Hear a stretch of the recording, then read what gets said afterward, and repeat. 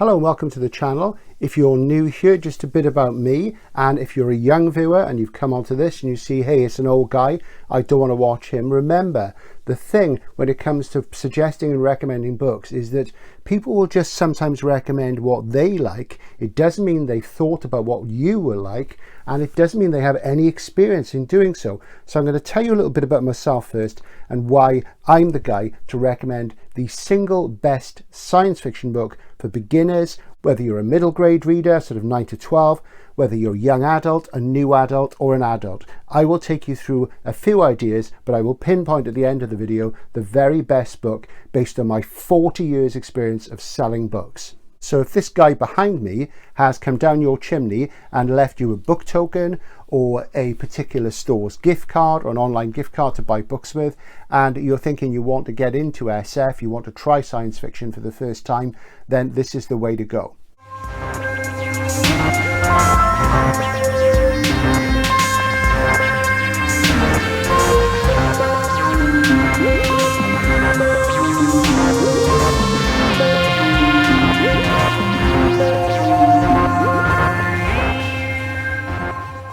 So my name is Stephen E. Andrews. I'm a writer, book collector and bookseller, and I've worked in bookshops for 40 years as a bookseller, bookshop manager. I've worked in big bookshops, small bookshops, medium-sized bookshops, bookshops on university campuses. I've run mail order and internet operations.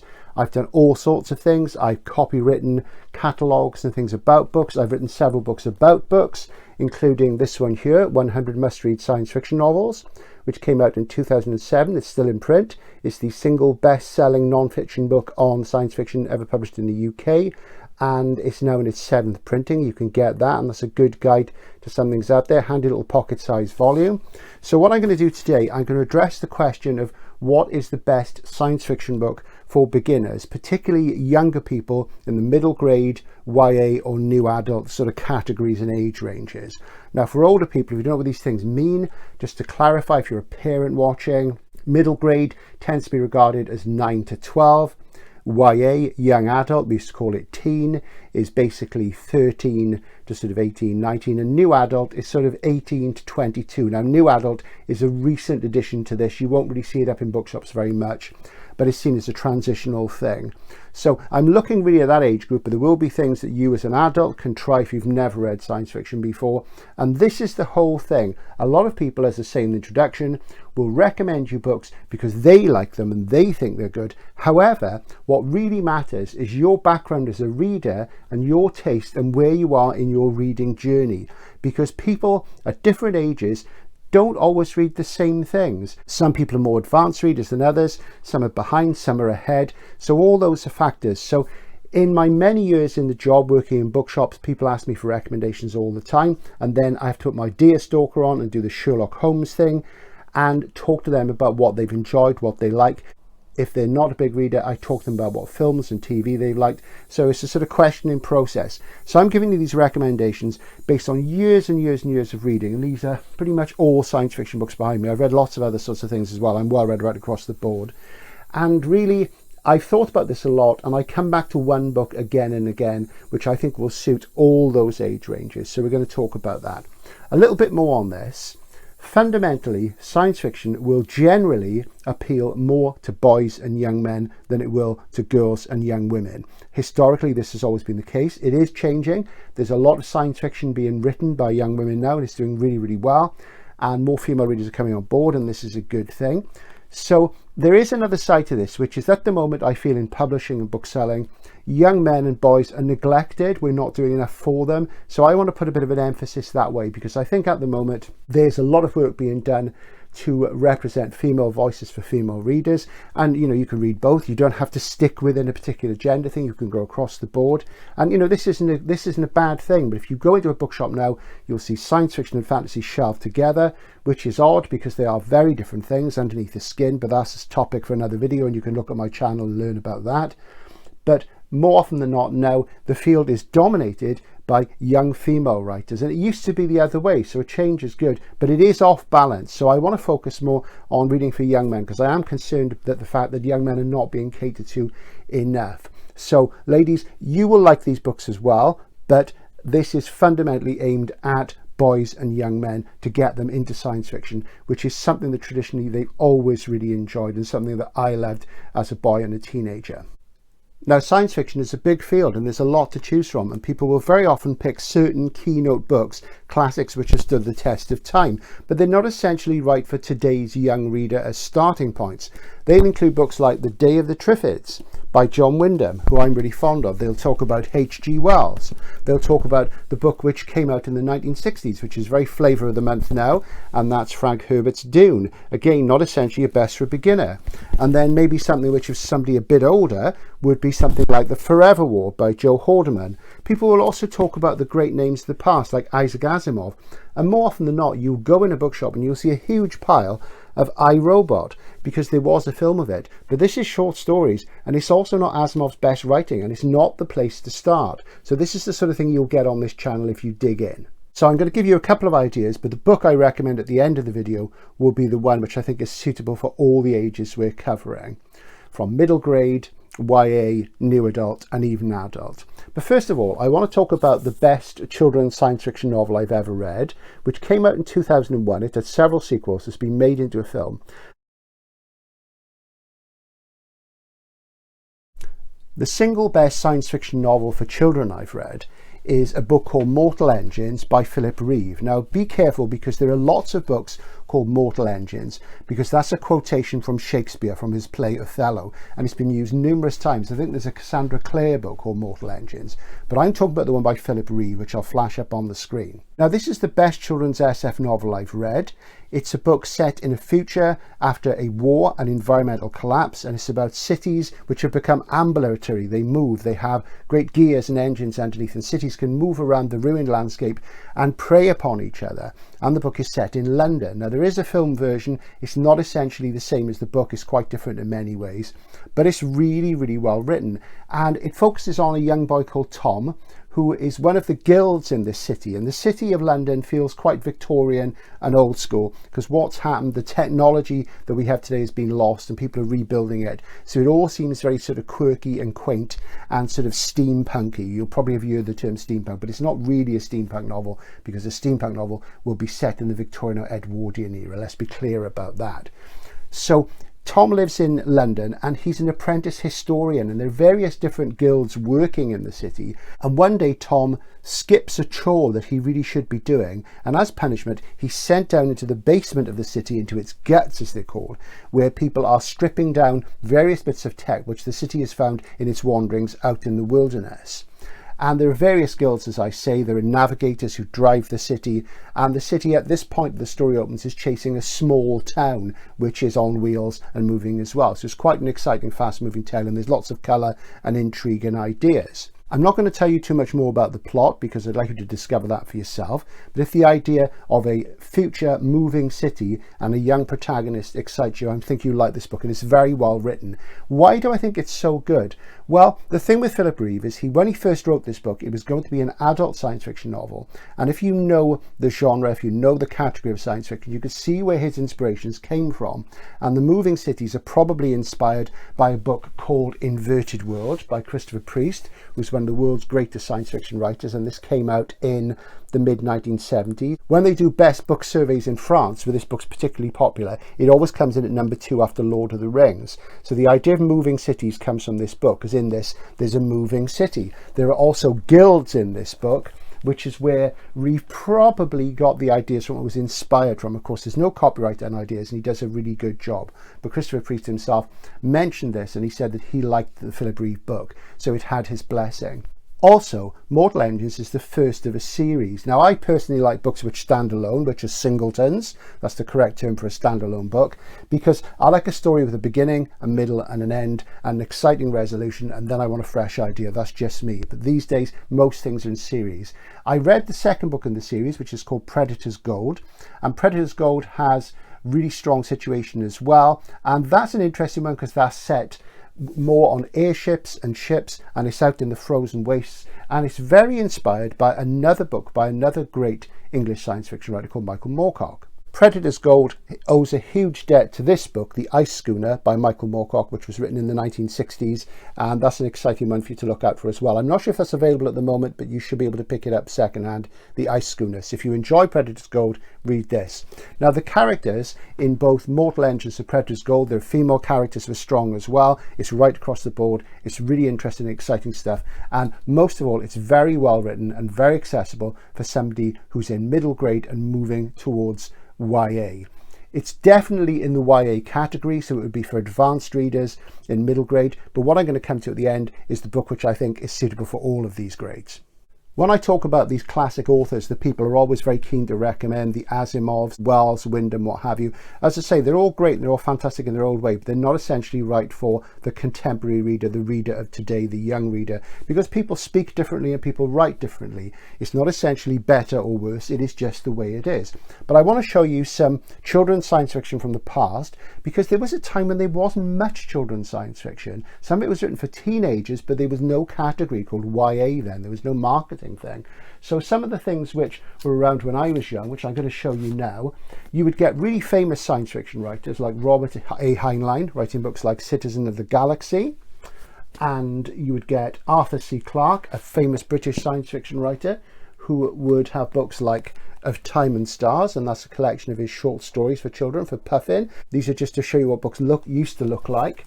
And my favourite children's SF writer was the British writer Peter Dickinson, and this is The Devil's Children, and this came out in the 70s, and this is the first of a trilogy called The Changes, and it's set in a Britain in the near future where everybody's turned against machinery and decides to smash it up for a bizarre reason, which comes clear later in the book. And it's about a young girl who falls in, she's separated from her parents as everything goes a bit mad, and she falls in with a band of Sikhs. Sikhism is an Indian religion. So this is a multicultural book, even in the 1970s, and it's really good. You learn a lot about Sikhism. It's a very exciting narrative. So those are some classic children's SF books of the kind that I would have read had I been reading children's SF when I was young. But I was a very advanced reader. I was always 3 years ahead of my reading age by the time I got to school. So I was reading adult books pretty early. So I was one of those lucky people who had that advantage. So we're going to talk a bit more about what you could read. So if you're thinking about space, and most people will have seen science fiction films on screen, they associate it with space and aliens, space travel, what have you, and a good place to go, and this would be more for, I would say, YA and obviously new adult, would be Arthur C. Clarke's 2001 A Space Odyssey. I'm not going to say anything about it. It's easy to read. He's not the world's greatest stylist as a writer. There are more sophisticated writers out there, but if you want ideas and space travel, you love this. Now, if you're a young reader and you're familiar with the way the solar system is structured and how space works and how it's set, how it works, do any physicists know how it works? But if you like reading non-fiction about space, this is a great place to dive into classic science fiction. So that's that one for you. But what is the book which I really want to talk about? I talk to parents and young readers a lot in my job and have done for many years, as I say.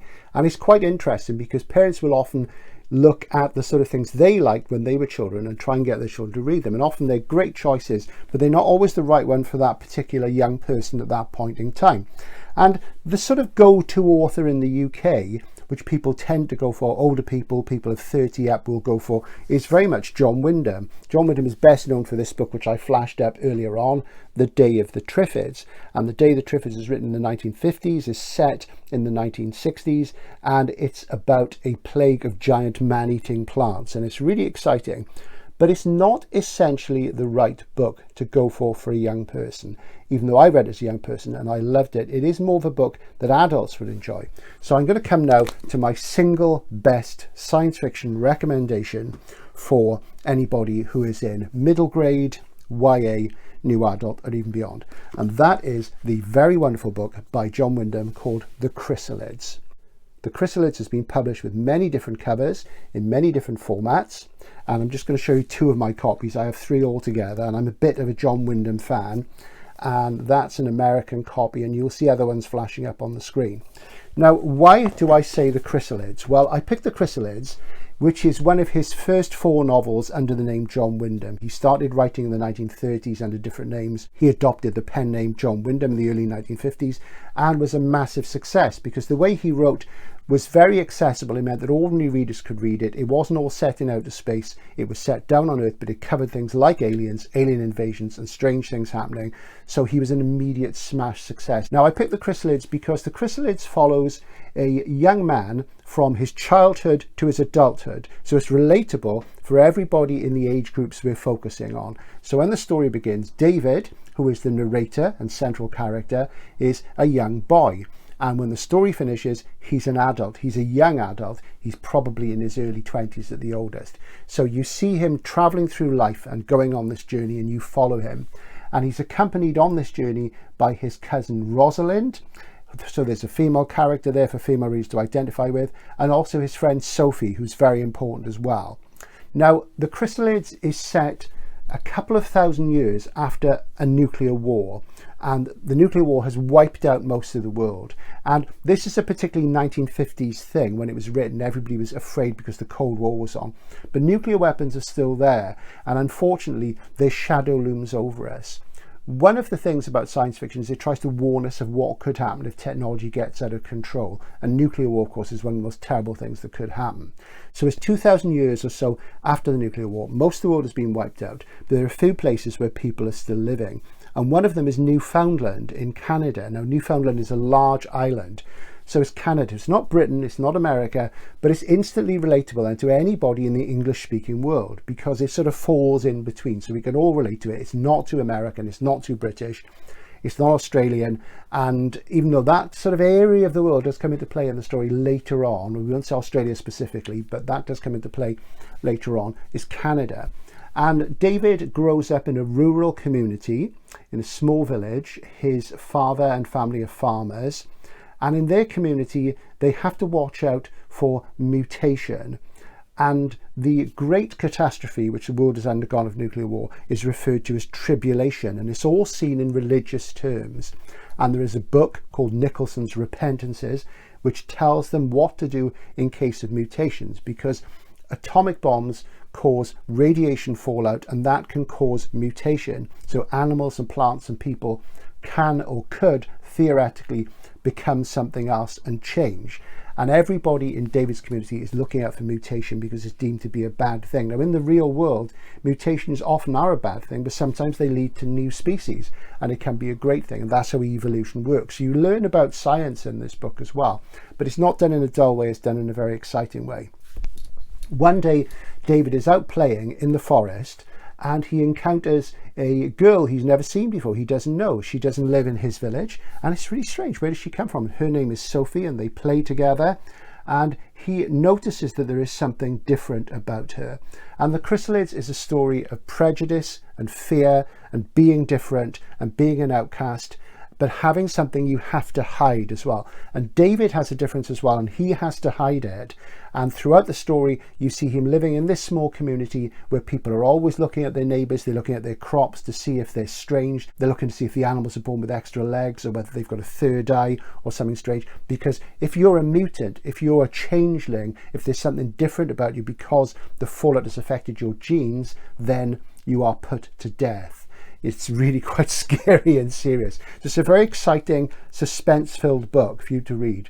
I'm not going to say any more about it, but it paints a wonderful picture of a post-apocalyptic world, of a dystopian world, and how David moves through it. And as he grows, he learns more about himself, more about the society he's in, and why it has to change, and why he and Rosalind has to escape. And you also learn about the fate of Sophie, his friend, which has some real tragedy in it. And it's a wonderful, wonderful book. It's written very straightforwardly, it's simple to read, and because it's set in a future which isn't a futuristic future, it's not a really technological future, though that does come into it towards the end of the story, it's very easy to understand. So it's kind of timeless.